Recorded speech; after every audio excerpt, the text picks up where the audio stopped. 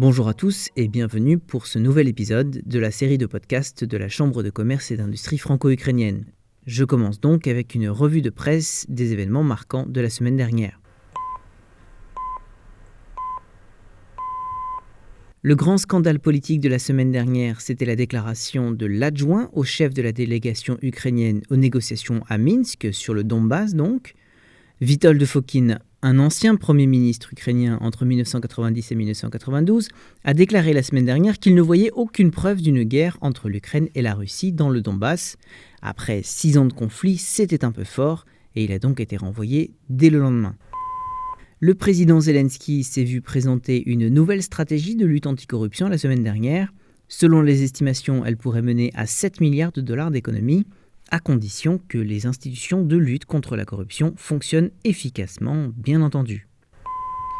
Le géant Microsoft devrait investir un demi-milliard de dollars en Ukraine après avoir signé un accord avec le ministère de la Transformation digitale.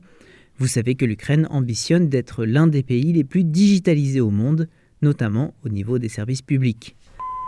L'entreprise américaine Westinghouse, spécialisée dans l'énergie nucléaire, renforce son assise en Ukraine en fournissant du combustible à la centrale de Rivne.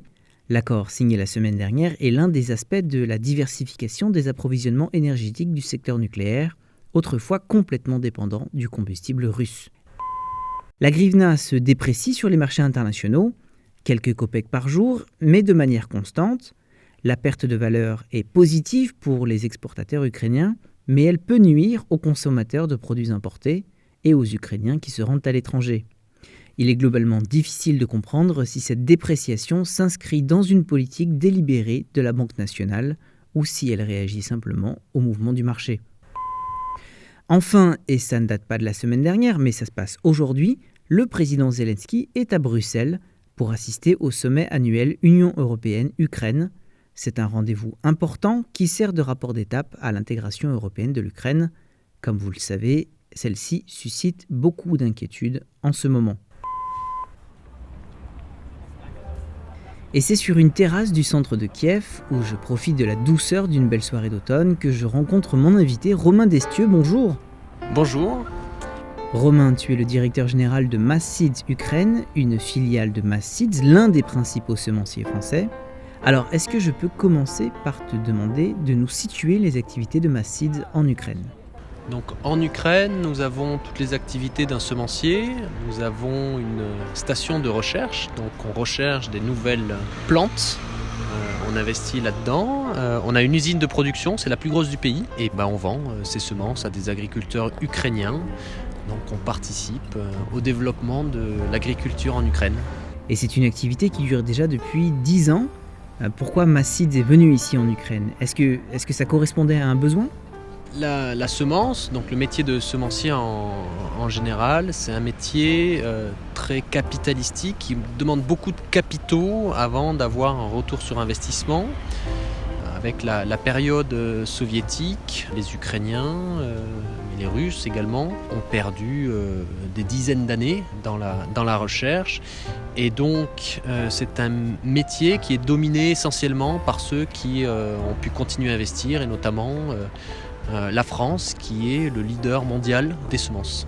Donc quand on est arrivé ici, il y avait pratiquement tout à faire. Il y avait à renouveler toutes les variétés des grandes cultures. Donc nous produisons des semences de maïs et de tournesol. Et on a accompagné le développement de l'agriculture en 10 ans avec nos semences, mais aussi ceux de nos concurrents. Les Ukrainiens ont doublé leur productivité. Donc pour obtenir des rendements plus élevés, l'un des principaux axes, c'est l'amélioration génétique des plantes. Il y a aussi le progrès technologique, bien entendu, mais le progrès génétique est l'un des facteurs clés pour réussir à augmenter les rendements et donc la performance des fermiers ukrainiens. Et quels sont vos clients ? Est-ce que ce sont plutôt des grosses agro-holdings ou des petites et moyennes exploitations ? On a tout type de clients. Donc on a des tout petits clients et on a des clients qui font pratiquement 1,5 million d'hectares. En proportion, on est à peu près en phase avec la répartition de nombre d'hectares que ces gens ont. Ils ont tous besoin de semences. Les gros sont mieux structurés pour accéder à des semences de qualité, mais on compte beaucoup sur le développement des petits agriculteurs et des agriculteurs moyens. C'est des clients très importants pour nous et on espère progresser encore là-dessus et les accompagner dans ces moments difficiles. Massid est la filiale d'une coopérative française. Nos adhérents, on a 8000 adhérents, ce sont des gens qui ont 50-100 hectares et c'est historiquement, c'est quand même notre cœur de cible. Bien sûr, on est là pour gagner de l'argent, avoir une entreprise rentable, mais aussi pour accompagner des gens qui veulent se développer dans l'agriculture. Mais après, on répond à tous les besoins du marché. Et quel type de semences produisez-vous ?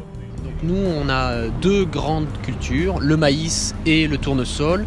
Ça représente à peu près la moitié de ce qui est semé chaque année en Ukraine. Il faut savoir que l'Ukraine est le numéro 1 mondial de l'export d'huile de tournesol, qui est une huile très utilisée. Chaque année progresse dans l'export de maïs. C'est un acteur qui était déjà incontournable, mais qui le devient de plus en plus et qui devient le 3e exportateur mondial de maïs. Pas cette année. D'après les chiffres que l'on a à disposition, les récoltes 2020 ne vont pas être aussi bonnes que l'an dernier. Alors, c'est un peu compliqué ici, mais c'est un peu compliqué partout. Donc malgré effectivement la baisse de production par rapport à l'année dernière, l'Ukraine va rester un des acteurs majeurs dans l'export de maïs et continue à progresser, à en renforcer ses positions. Donc oui, c'est pas une bonne année par rapport à ce que les agriculteurs espéraient, mais ça reste pratiquement 50% de plus qu'il y a 5-6 ans. Mais si les résultats se confirment comme mitigés, est-ce que cela peut avoir une incidence sur tes clients et sur leur capacité de financement ? La baisse en volume est compensée par une augmentation du prix. Donc, d'un point de vue financier, ceux qui ont réussi à avoir des rendements corrects vont s'y retrouver. Par contre, on a effectivement des agriculteurs qui vont beaucoup souffrir dans le sud, notamment de l'Ukraine. Quand nos clients souffrent, forcément, on est impacté. Donc, on espère qu'ils arriveront à se relever, mais ici, ils n'ont pas d'aide de l'État. Donc, il y en a certains, malheureusement, qui vont devoir mettre la clé sous la porte. Après, il y en a d'autres qui vont très bien s'en sortir. Et aussi, dans le prolongement de ma précédente question, est-ce que tu penses que l'ouverture du marché de la terre, à partir de juillet 2021, peut changer quelque chose sur la structure de l'agriculture ukrainienne ? On voit 2 avantages à la possibilité pour les agriculteurs de devenir propriétaires de leurs terres. C'est bien sûr, d'avoir des capacités de financement derrière, mais aussi d'avoir une meilleure approche agronomique. Donc, je vais prendre l'exemple du tournesol. Le tournesol doit s'inscrire dans une rotation des cultures. Aujourd'hui, nous avons certains clients qui, pour essayer d'optimiser le gain à court terme, parce que ce ne sont pas leurs terres, vont pouvoir semer tournesol sur tournesol, ce qui est mauvais.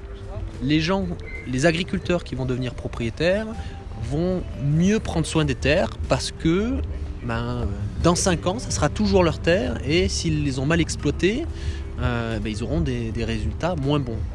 Donc ça, on compte beaucoup là-dessus et on essaye de mettre en place des programmes qui vont les accompagner pour optimiser l'exploitation au sens propre de leurs terres, avoir une meilleure approche agronomique et venir même améliorer la teneur des sols, notamment la teneur en humus, en les accompagnant dans la rotation des cultures. Alors, au bout de 10 ans d'activité, est-ce que tu vois une évolution de la situation, notamment en termes de partage de connaissances, du développement, d'une expertise ukrainienne peut-être ? Les chiffres parlent d'eux-mêmes. Encore une fois, en 10 ans, l'Ukraine, les agriculteurs ukrainiens, sur le maïs par exemple, ont pratiquement doublé les rendements. Donc c'est le plus gros progrès pratiquement de l'histoire de l'agriculture. Ça remonte à 6000 ans. Il n'y a jamais eu autant de progrès en si peu de temps dans un endroit. Ça, c'est très très très encourageant. Et donc on a contribué à ça, mais c'est aussi par la capacité des agriculteurs ukrainiens et leur ouverture au changement et d'essayer des nouveaux modes de culture. Donc ça, c'est extrêmement encourageant. Et est-ce que cela se traduit par l'émergence d'une concurrence ? Est-ce que tu vois des entreprises qui commencent à faire ce que Massseeds fait ? On n'en est pas encore là, donc on peut le souhaiter, parce que plus il y a de concurrence, plus il y a d'amélioration. Mais pour investir dans la semence, il faut être capable de voir très très très loin. Si aujourd'hui, par exemple, un Ukrainien dit ça serait bien que je développe ma propre semence, il va falloir déjà mobiliser du capital et il aura ses premières ventes dans 10 ans. C'est pas une échelle encore qui est acceptable pour des investisseurs en Ukraine parce qu'il sera obligé de partir de zéro. Donc les barrières à l'entrée de notre métier sont beaucoup trop élevées pour que les Ukrainiens puissent rêver, parce que c'est vraiment un rêve, venir nous concurrencer. C'est assez similaire à nos métiers, à la pharmacie finalement, où vous investissez et que c'est que dans 10 ans que vous aurez l'homologation de votre molécule, et nous dans notre cas de notre nouvelle variété. Et Romain, je ne peux pas te laisser partir sans parler du Beaujolais Nouveau, qui va être le grand événement de cette fin d'année pour la Chambre de commerce. Ça y est, la date est annoncée, ça sera le 20 novembre. Et avec le Beaujolais Nouveau, tu as un lien très personnel. Le Beaujolais Nouveau, effectivement, c'est ce qui fait le lien entre ma vie, on va dire, privée et professionnelle, vu que ma famille, nous faisons depuis 150 ans, nous produisons du Beaujolais, pas que nouveau. Donc là, autant Massseeds est une PME, une grosse entreprise, autant nous on a 3 hectares, donc ce n'est pas une activité économique, c'est plus culturel. Cette année, les conditions climatiques étaient très bonnes dans la région lyonnaise et dans la région de la Bourgogne en général. On est passé à travers la grêle, ce n'est pas le cas de tout le monde. Donc on s'attend à une très bonne année en termes de qualité. Et on espère que malgré les restrictions et la pandémie, nous aurons le 3e jeudi de novembre et la semaine qui suit l'occasion de se détendre et de profiter d'un moment de partage avec les gens qu'on apprécie. Eh bien merci Romain de cette belle conversation qui nous aide à découvrir un peu plus un nouvel aspect de l'exportation du savoir-faire français à l'étranger, en l'occurrence en Ukraine. Merci Sébastien. Merci à tous d'avoir écouté cet épisode de la série de podcasts de la Chambre de commerce et d'industrie franco-ukrainienne. C'était Sébastien Gobert, à très bientôt pour une nouvelle conversation.